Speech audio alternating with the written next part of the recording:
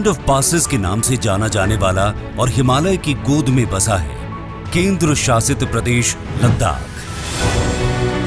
विराट संभावनाओं वाला लद्दाख पिछली सरकारों के भेदभाव के चलते विकास की दौड़ में कहीं पीछे छूट गया था।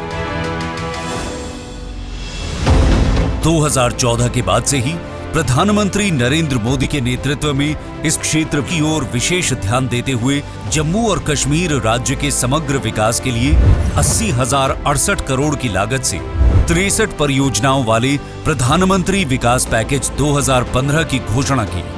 इन 63 परियोजनाओं में से 21,441 करोड़ की 9 परियोजनाएं विशेष रूप से लद्दाख के लिए थी।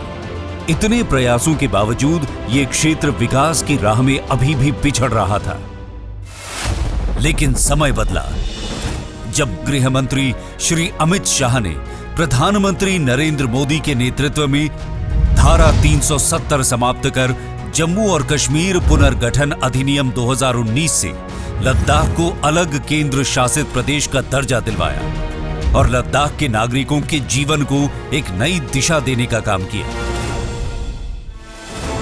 लद्दाख के चौतरफा विकास की रफ्तार में और भी तेजी लाने के लिए केंद्र सरकार ने बजट एलोकेशन में बढ़ोतरी करते हुए लद्दाख को प्रतिवर्ष 5,958 करोड़ रुपए मुहैया कराए गए हैं।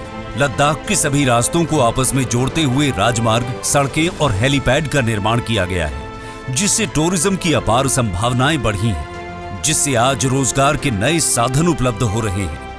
टूरिज्म को विशेष रूप से विकसित करते हुए 10 नए टूरिस्ट सर्किटों और पर्यटकों के साथ पर्वतारोहियों के लिए 5 नए ट्रैकिंग रूट को खोला गया है।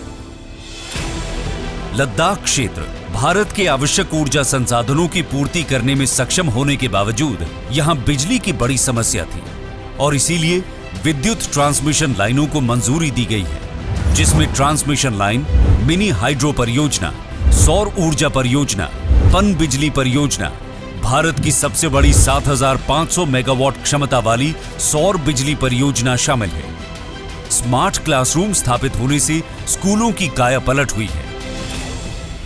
इसके अलावा लद्दाख वासियों की विश्वविद्यालय की वर्षों पुरानी मांग को भी पूरा करते हुए केंद्रीय विश्वविद्यालय की स्थापना को भी मंजूरी दी गई है। इससे लद्दाख के शैक्षणिक ढांचे को मजबूती मिलेगी।